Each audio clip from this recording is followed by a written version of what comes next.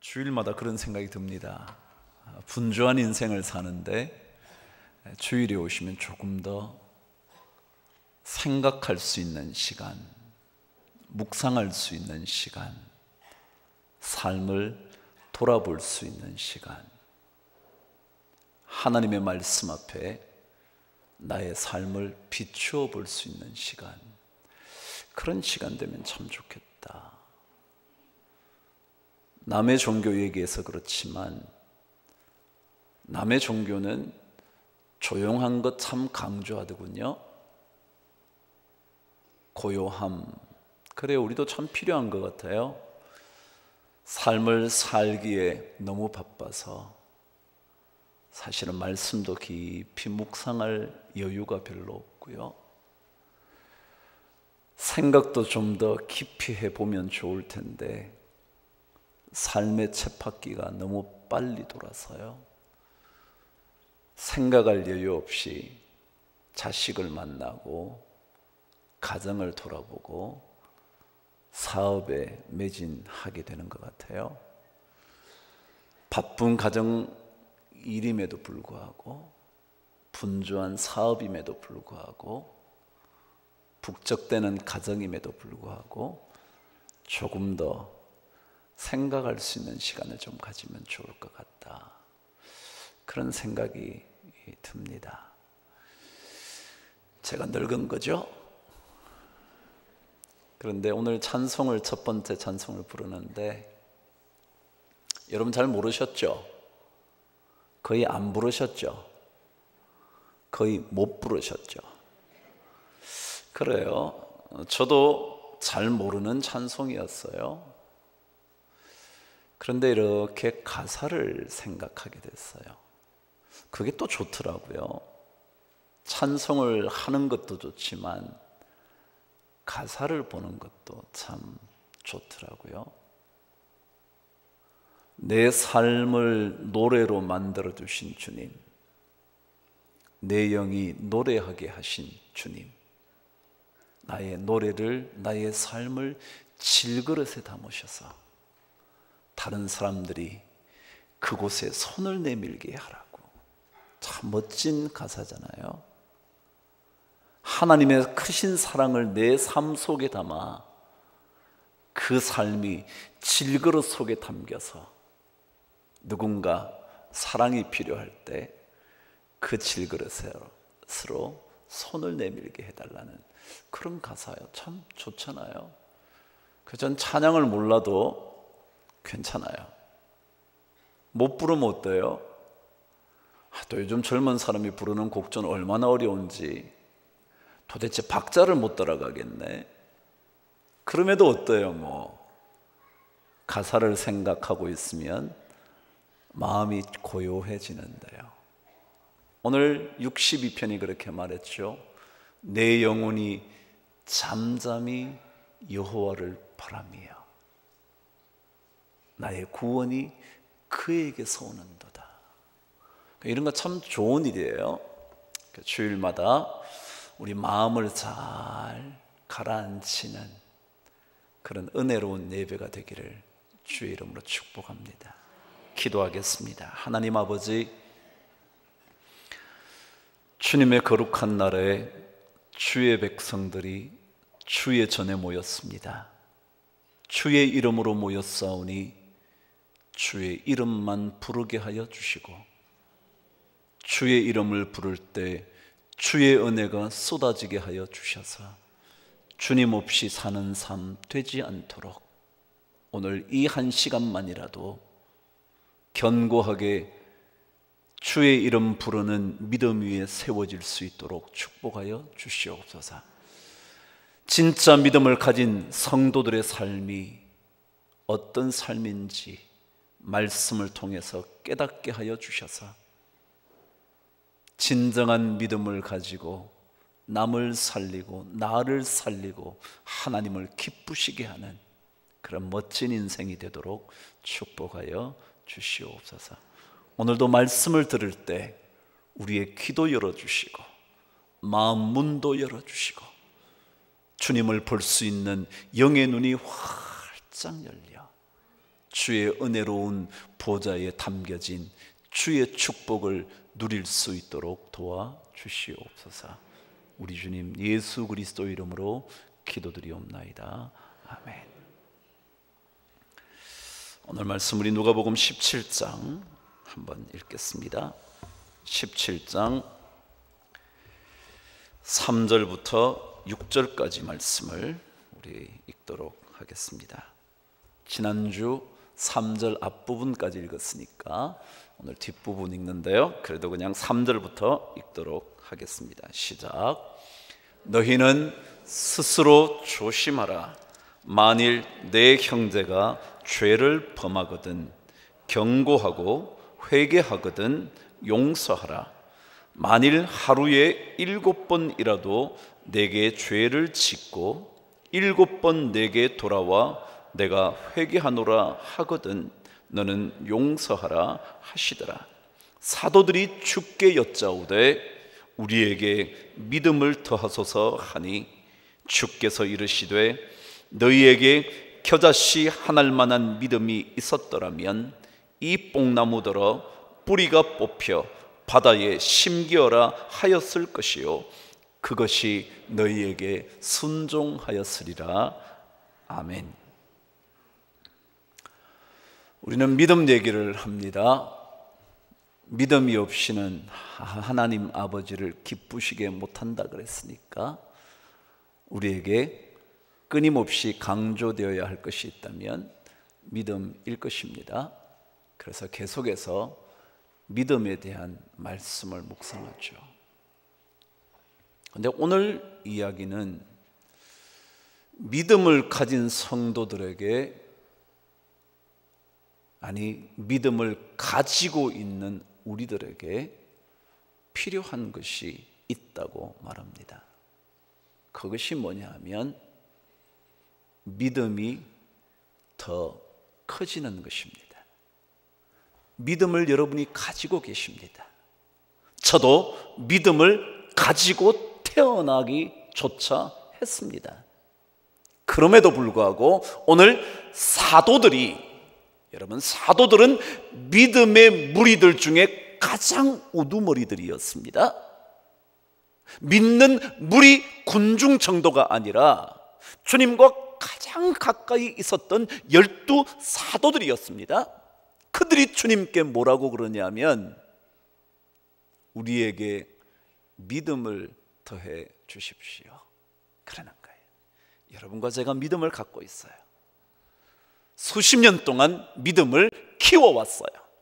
그럼에도 불구하고 오늘 성경은 우리에게 또다시 믿음이 더 필요하다고.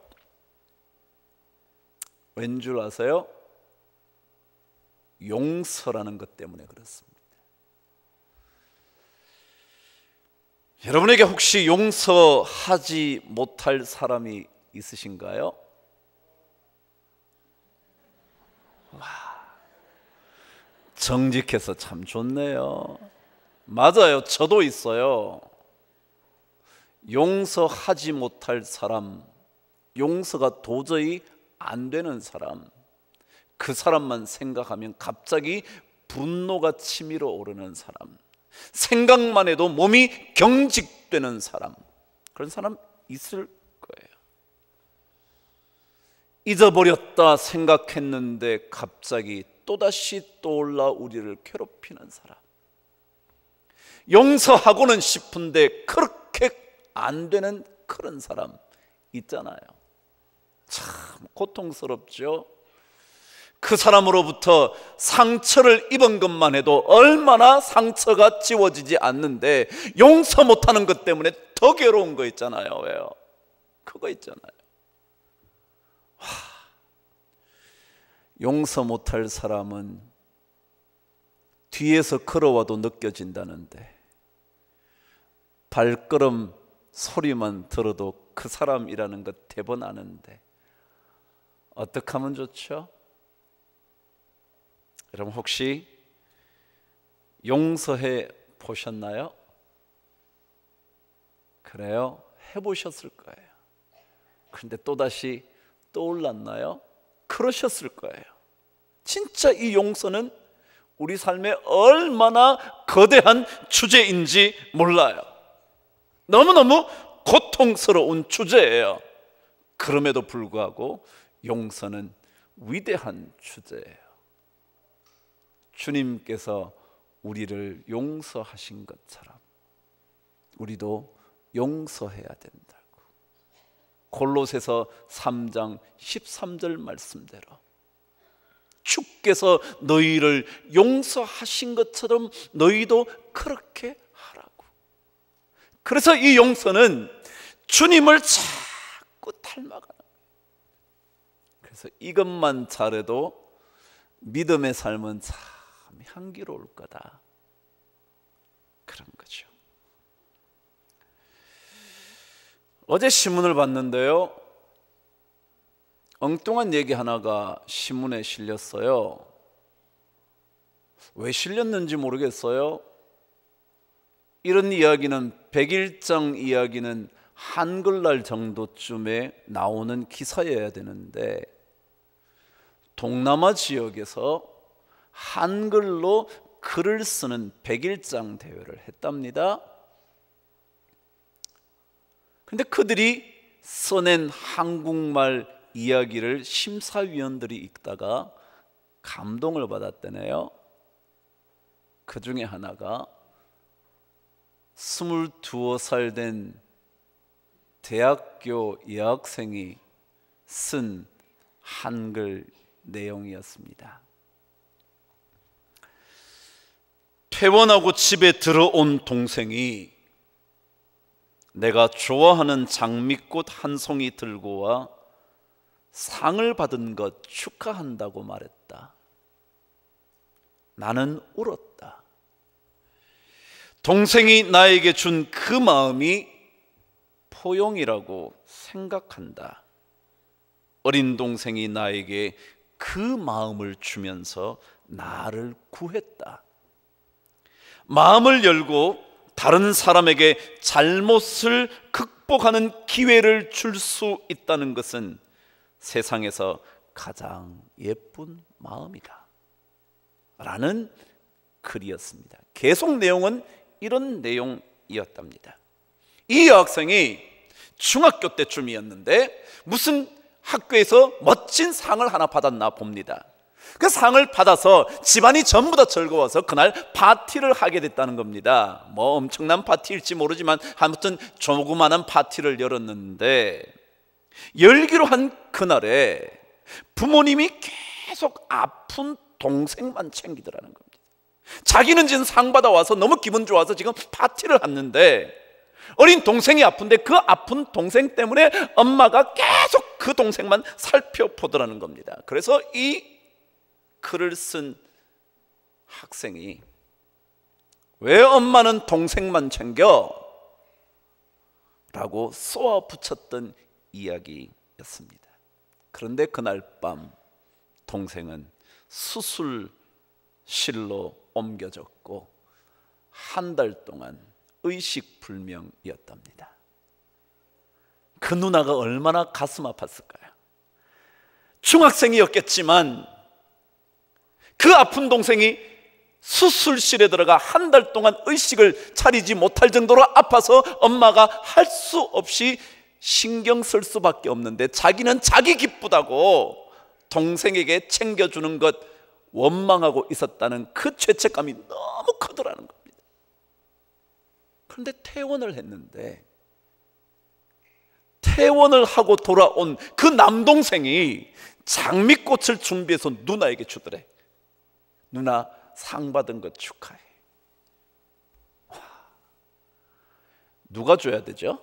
누나가 야, 너 퇴원 잘했다 줘야 되는데 퇴원하고 되돌아온 동생이 누나한테 누나 상 받은 것 축하해 그러더라는 거예요. 죄책감에 시달리던 그녀에게 퇴원한 동생이 장미꽃을 건네주며 자기를 용서해 줬다는 거예요. 여러분, 용서라는 것은 참 놀라운 거죠. 용서해 준다는 것, 용서를 받는다는 것 참 놀라운 일이죠. 그리스도인이 되는 첫 번째 일은요, 용서받는 일입니다. 주님께서 우리의 죄를 용서해 주시는 것, 그게 구원의 첫 번째 길이에요. 그러니까 이 용서가 얼마나 엄청나냐고요. 용서가 사람을 살리죠. 용서가 생명을 얻게 하는 거죠. 그러니 이 용서가 얼마나 거대한 주제겠냐고요. 그러니까 주님께서 사도들조차도 이 용서에 대한 이야기가 나왔을 때 우리에게 믿음을 더해달라고, 믿음이 있지만 이 용서가 너무 어려워서 믿음을 더해달라고 요청하는 내용이었죠. 저는 그래서 오늘 우리가 어떻게 하면 이 용서라는 거대한 주제에 접근할 수 있을까? 우리가 어떻게 용서할 수 있는 그런 믿음의 사람이 될까? 오늘 저와 함께 3절 먼저 시작합니다. 만일부터 읽으실까요? 시작. 만일 내 형제가 죄를 범하거든 경고하고 회개하거든 용서하라. 4절도요. 만일 하루에 7번이라도 내게 죄를 짓고 7번 내게 돌아와 내가 회개하노라 하거든 너는 용서하라 하시더라. 첫 번째는요, 용서라는 일이 이루어지려면 죄를 지적하기보다 덮어주는 훈련을 해야 된다, 그겁니다. 자, 오늘 보세요. 성경에 이렇게 말해요. 만일 내 형제가 너에게 범죄를 하거든, 죄를 짓거든 경고하고, 그 다음에 뭐라고요? 회개하거든 용서해라. 경고해야 된대요. 경고. 야, 너 그러면 안 돼. 그래야 된대요. 근데 많은 그리스도인들이 거기서 끝난다는 거예요. 너 그럴래? 그러지 말랬잖아. 그것도 한 번도 아니고 두 번도 아니고 세 번도 아니고, 빨리 하세요. 네 번도 아니고 다섯 번도 아니고 여섯 번도 아니고 7번이나 하루에, in a day, 하루에 7번이나 죄를 범하고 와서 7번 계속 와서 잘못했어. 그럼 뭐라고요? 용서해라. 그래요. 여러분, 경고해야 돼요. 맞아요. 잘못한 거 지적해야죠. 그런데 그거 끝이 아니에요. 경고보다 더 중요한 게 있어요. 뭐라고요? 용서예요. 참 놀라운 거 제가 알려드릴게요.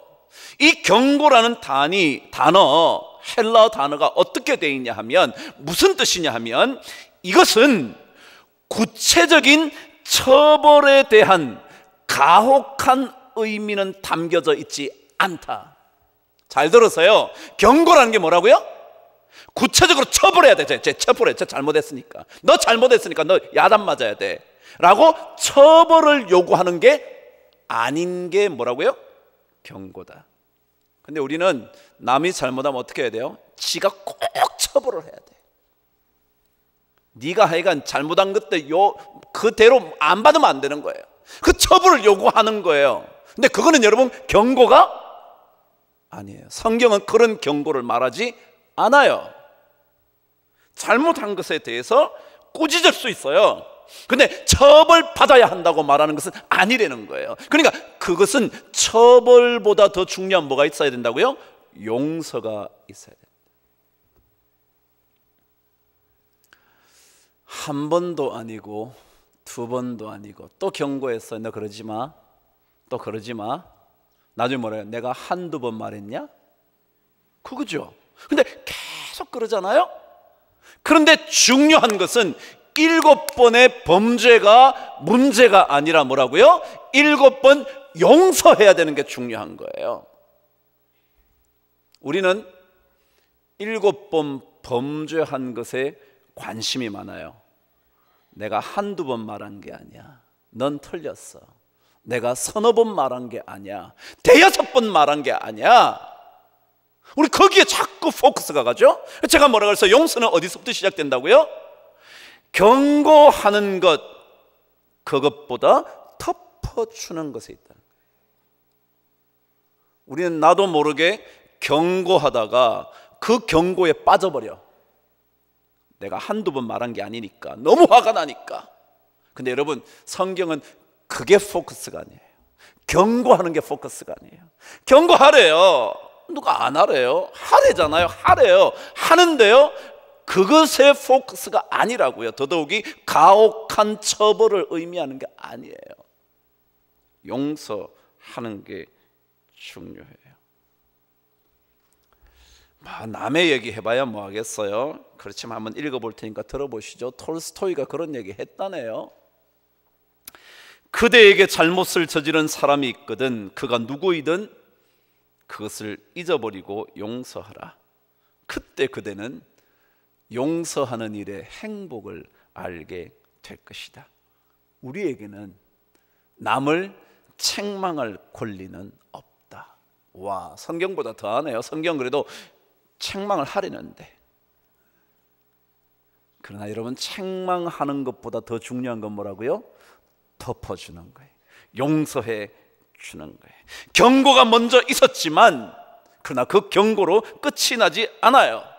경고를 했는데도 멈추지 않아요. 그럼에도 불구하고 분노하거나 화를 내면서 경고하는 것으로 끝나면 안 된다. 뭐 해야 된다고요? 용서해야 한다. 그래서 우리는 경고를 잘못하면요, 자기가 분노해버려요. 그렇죠? 여러분 한번 생각해보세요. 가만히 우리가 경고할 때요, 조심해야 되는 게 자기도 모르게 경고하다가 내가 내 자신의 분노를 견디지 못해. 그래서 성경은 우리에게 이렇게 말하죠. 형제들아, 사람이 만일 무슨 범죄한 일이 드러나거든 신령한 너희는, 그 다음에 뭔지 아시죠? 온유한 마음으로 그러한 자를 바로잡아라. 온유함으로. 이 경고를 하는데요, 경고를 하는데 자기가 온유해져야 된대. 그렇지 않으면 7번 경고하다가 용서를 잊어버리게 돼요. 경고하다가 용서해야 된다는 걸 놓쳐버리고 말아요. 많은 사람들이 여기에 포커스를 두죠.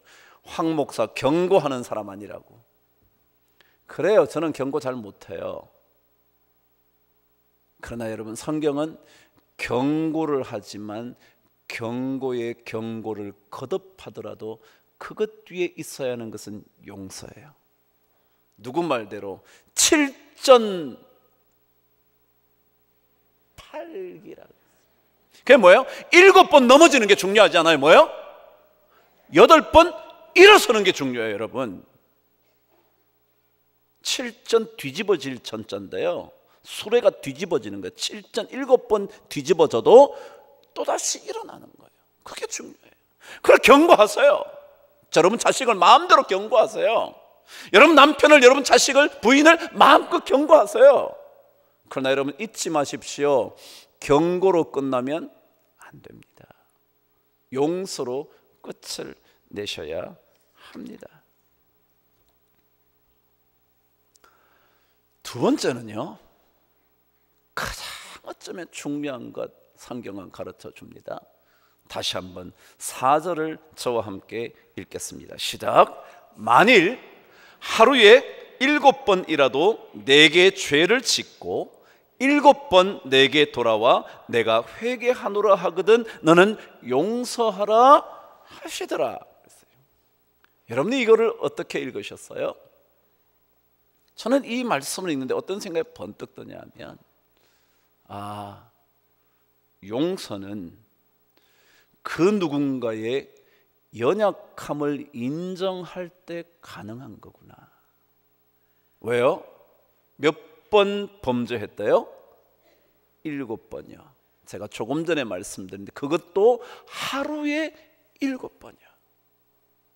여러분, 우리 인간이 얼마나 연약하냐 하면요, 하루에 7번이나 넘어진대요. 아니, 그 정도만이겠어요? 그보다 더 넘어질 수도 있는 존재라는 거예요. 그걸 알아야 용서가, 그래, 우리가 다 그렇지. 우리가 다 그런 사람이지. 안 넘어질 거라고 생각하신다면 야단치셔야죠. 너 넘어지면 안 되는데 넘어졌어. 그런데요, 우리 인간은 전부 다 약해요. 한두 번 넘어지는 게 아니에요. 두세 번 넘어지는 게 아니라고요. 7번까지 하루에 넘어질 수 있는 연약한 존재라고요. 몇 번 말해도 고쳐지지 않을 수 있는 존재예요. 우리는 전부 다 잘난 것처럼 말하지만요, 아니요. 하루에 7번씩 넘어지는 그런 연약한 자들이에요. 남 얘기가 아니라 저희들 얘기죠. 저도 하루에 7번, 아니 10번, 20번도 죄 지을 수 있는 사람이에요. 그걸 알아야 용서가 가능해요. 한 학자가 연구를 했더네요. 에버렛 워딩턴이라는 그분이 이런 얘기를 했습니다. 용서는 가해자에 대하여 공감을 할 때만 가능하다는 거예요. 가해자에 대한 공감. 누군가 저를 괴롭혔어요. 저는 씻어지지 않는 상처를 갖고 살아요. 그런데 그때 그 가해자의 마음을 공감할 때, 그때 내 안에서 용서의 마음이 나온대. 공감할 때. 그러면서 이렇게 말했습니다. 우리 모두가 그 사람과 같은 공통의 인간성을 가지고 있다는 것. 그래서 우리도 그런 경향성이 있다는 것을 인정할 때 용서가 가능하다는 거예요. 그럼 그 사람이 죄를 지었어요. 너 나빠 라고 말하기 전에 뭐라고요? 그래, 나도 그럴 수 있는 사람인데, 나도 그럴 수 있는 사람인데, 나도 충분히 저런 사람처럼 될 수 있는 사람인데 라고 공감할 때라야만 용서가 가능하대요. 그래서 제가 조금 전에 읽어드린 갈라디아서 6장 1절, 만일 형제가 너희들에게 범죄를 하거든 신령한 너희는 그 사람을 뭐라고요? 바로 잡아주되, 그 다음에 뭐라고 되어 있냐면 너 자신을 살펴보아 너도 시험을 받을까 두려워해라. 너도 그런 존재일 수 있다는 거 알아야 되는 거야. 너도 그런 존재일 수 있다. 우리 전부 다 약한 사람이거든요. 근데 자기만 그렇지 않은 것처럼 말하면 속이는 거거든요. 지만 올바른 것처럼 남편을 나무라고 자식을 나무란다면 그거 가짜거든요. 왜냐하면 우리는 다 그런 경향성이 있거든요. 다 우리가 그렇거든요. 우리는 때때로 우리의 연약함을 잊어버립니다. 우리가 잘못한 것은 전혀 생각지 않고 남의 잘못을 덜쳐내죠. 그렇잖아요. 그래서 성경은 너 자신을 돌아보아 너도 범죄하지는 않을까 두려워해라. 전 남을 지적하는 거 별로입니다. 하여간 뭐 여러분이 아무리 잘나도 그런 거 별로. 저는 그런 사람 별로 안 좋아합니다. 자기는 얼마나 잘 살길래. 그래서 우리는 전부 다 주님 앞에 부족한 줄 알고 세리처럼 감히 하늘을 우러러 고개조차 들지 못한 채 주여 저는 죄인입니다. 베드로처럼 삶의 배가 차고 넘치도록 고기를 잡았어도 주님 저는 죄인입니다. 저를 떠나십시오. 그런 사람이야. 왜요? 그래야 주님 닮아가는 용서가 가능한 거거든요. 저는 오늘 이 말씀을 읽으면서 그래, 7번 용서의 문제가 아니라 여러분 우리가 그만큼 연약한 하루에 7번씩 넘어지는 거예요. 여러분 7번만 이겠습니까? 그것보다 더 넘어지는 게 우리 인간인데, 자기가 어떻게 좀 잘 살면, 여러분 그런 경험 안 해봐서 저도 그런 경험 많이 해요. 제가 잘못했을 때는요 하나님한테 미안하고요 엎드려서 사는데요, 내가 조금만 잘하면요 하나님 앞에도 당당해. 그럼 저 이만큼 살았는데 왜 이러시는 거예요? 그래요. 차라리 못 사는 게 나아. 그래야 하나님 앞에 굴복하니까. 그래야 하나님 앞에 늘 엎드려 사니까. 그게 복 받는 길이니까. 그렇거든요. 그래서 오늘 성경 우리에게 두 번째 용서라는 것은 누군가의 부족, 아니 나의 부족을 인정할 때라야만 가능한 거다. 세 번째입니다. 여러분, 용서는 제가 4절 오늘 읽으셨던 것에 한 가지 덧붙여 말씀해요. 4절에 다시 한번 말씀을 읽습니다. 시작. 만일 하루에 7번이라도 내게 죄를 짓고 7번 내게 돌아와 내가 회개하노라 하거든 너는 용서해라. 여러분, 용서는요 누구 문제인 줄 아세요? 나 문제예요. 나 문제. 남이 잘못했냐 안 했냐 그 문제가 아니라고요. 그건 내가 용서할 수 있냐 아니냐의 문제라고요. 그래서 사실은 진정한 믿음은요 자기를 자꾸 들여다보는 거라 그랬잖아요. 왜요? 남이 7번 죄를 지은 것 그 얘기를 하는 게 아니라 네가 7번 용서해줘야 돼. 네가 해줘야 돼. 여러분, 이런 경험이 있으셨나요? 누군가를 용서했는데 이 사람이 용서를 받고 더 떵떵거려. 그래서 여러분 굉장히 기분 더러워진 적 있나요? 정말 여러분 그러신 적이 없나요? 내가 그렇게 용서해 줬는데 이게 용서받더니 더 막 차라리 용서 안 해줬으면 나를 만날 때 조심할 텐데 용서를 해주고 났더니 진짜 지는 죄가 없는 듯이 막 그래. 이게 정신 나갔지 라는 생각이 든 적이 없나요? 여러분, 용서는요 남의 문제가 아니라 나의 문제예요. 우리는 때때로 용서받았다고 생각되는 그 사람이, 용서를 해준 그 사람이 전혀 엉뚱한 모습을 보임으로 인하여 내가 다시 상처를 받는 거, 저 사람 저럴 수가 있냐. 그런데 용서는 상대방이 어떻게 변화해야 된다는 것을 기대하는 게 아니에요. 내가 용서할 수 있는 사람이 되느냐 아니냐의 문제예요. 그러니까 남이 내가 용서해 줌으로 저 사람도 바뀌어야지, 흔히 얘기하면 개심해야지 라고 말하는 것이 아니에요. 우리는 용서를 해주면 전부 다 그런 기대를 해요. 너 다음부터 절대로 안 그럴 거야, 그치? 그냥 아니요, 그래요. 그래서 그것은 남의 문제고요, 용서는 저의 문제예요. 그래서 용서를 통하여 내가 변화되는 거예요. 용서는 남을 변화시키는 게 아니에요. 용서는 나를 변화시키는 거예요. 꼭 기억하십시오.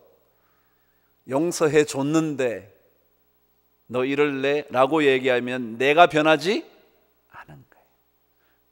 중요한 것은 용서해 주는 것으로 인하여 내가 바뀌는 거예요. 그게 용서는 나를 위한 거라고요. 근데 우리는 자꾸 용서를 해줬으면 남이 바뀌어야 된다고 생각해. 자식들에게도 내가 용서해 줬으니까 너 이렇게 용서해 줬고, 아빠가 이렇게 해줬고 해줬으니까 넌 저렇게 돼야지 라고 말하는 거예요. 아니요, 여러분, 용서는 그런 거 아니에요. 용서는 7번 범죄하고 되돌아오거든 내가 7번 해주는 거예요. 그게 중요해요. 결론입니다. 자, 그랬죠? 이 용서의 문제는 뭐가 핵심이라고요? 믿음이요. 5절 저와 함께 읽겠습니다. 시작.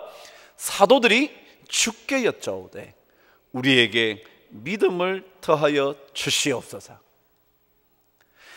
여러분, 말하자면요, 용서는 결국 이 얘기를 듣다가 사도들이 번뜩 깨달은 거예요. 와, 이거는 도저히 우리가 하기 힘들다. 다시 말하면 믿음을 이 정도 갖고 있어 가지고는 안 되겠다. 주님, 더 큰 믿음이 우리에게 필요하네요. 여러분, 용서는요 믿음의 문제예요. 믿음이 우리가 얼마나 더 깊어지느냐, 그것에 따라서 용서가 가능한 거예요. 어떤 사람은 3번밖에 용서 못할 믿음일 수 있어요. 어떤 사람은 한 번도 용서 못할 수 있어요. 믿음을 가졌어도. 그러나 믿음을 가졌다면 7번 해서 7번 데려와도 7번 용서할 수 있는 사람이 되는 거래요.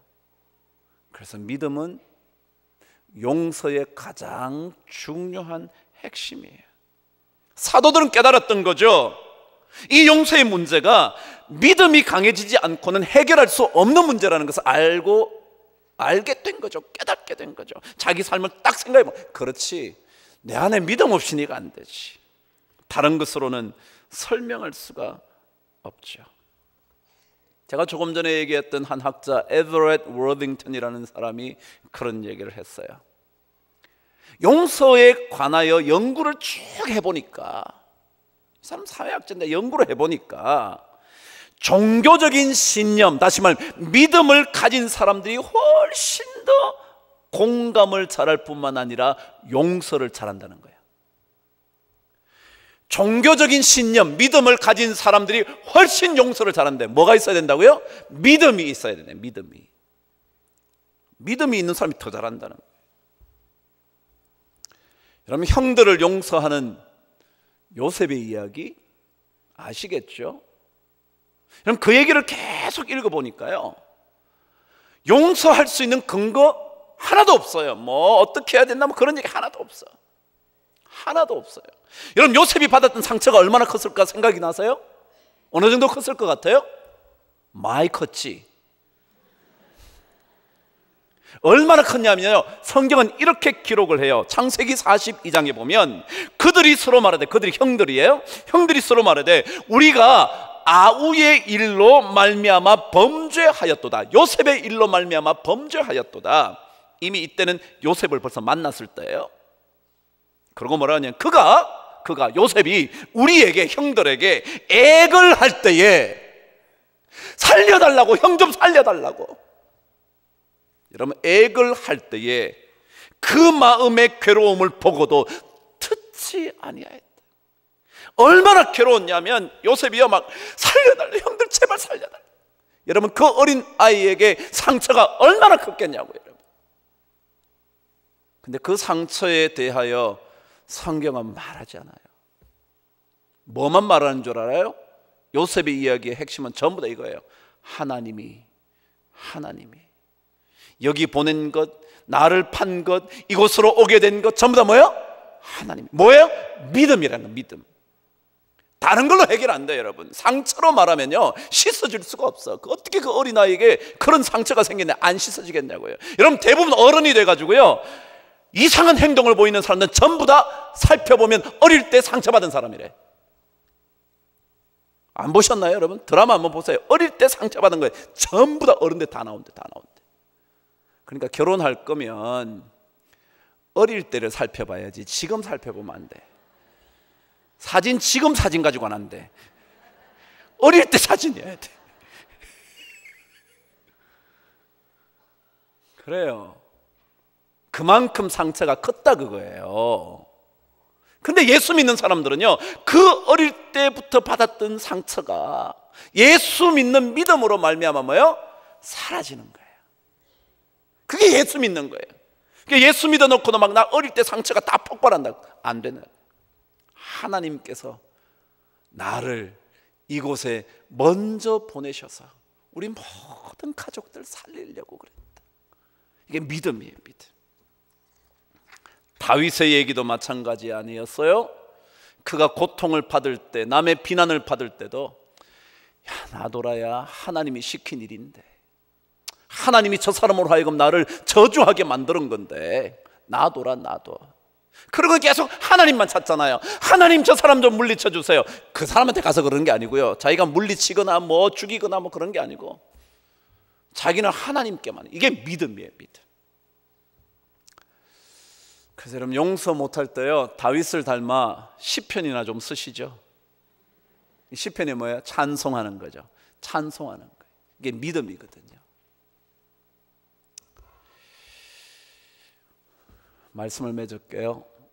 만일 여러분들에게 겨자씨만한 믿음 하나만 있어도 이 산들어 뽑혀서 바다에 심어져라고 말해도 될 거야. 그 얘기는 믿음에는 능력이 있다는 거예요. 믿음은 겨자씨만한 믿음이라도 믿음의 능력이 있어서 그래서 할 수 있다. 그래서 우리는 기도하기를, 하나님 우리에게 뭘 더하여 주옵소서? 믿음을 더하여 주옵소서. 믿음을 다하여 주옵소서. 핵심은 믿음이에요. 용서 못하겠다는 말의 문제가 아니고요, 그 사람이 진짜 나에게 절대 용서받지 못할 거라고 말하는 게 아니고요, 뭐라고요? 내 믿음의 문제라고요. 누가 누구에게 불만이 있거든 서로 용납하여 피차 용서하되 주께서 너희를 용서하신 것 같이 너희도 그리하라. 골로새서 3장 13절 말씀대로 그렇게 함으로 우리 안에 좀 더 마음의 평안이 넘치게 되기를 바랍니다. 용서 못하면 우리가 괴롭잖아요, 그죠? 해봤잖아요. 저도 용서 못하니까 제가 괴롭더라고요. 그러니까 용서하는 믿음, 믿음으로 용서로 채워지는 우리 모든 믿음의 성도 되시기를 주의 이름으로 축복합니다. 기도하겠습니다. 하나님 아버지, 참 용서하기 힘든 사람 많습니다. 생각만 해도 화가 나고 분노가 되는 그런 일을 일으킨 사람들 참 많이 생각납니다. 그러나 다시 한번 주님께서 믿음으로 뛰어넘으라 말씀하셨사오니 우리 모든 성도들에게, 그리고 저에게 더 큰 믿음을 주셔서 용서하지 못할 일을 뛰어넘어 용서하는 하나님의 귀한 자녀 되게 하여 주시옵소서. 예수님 이름으로 기도합니다.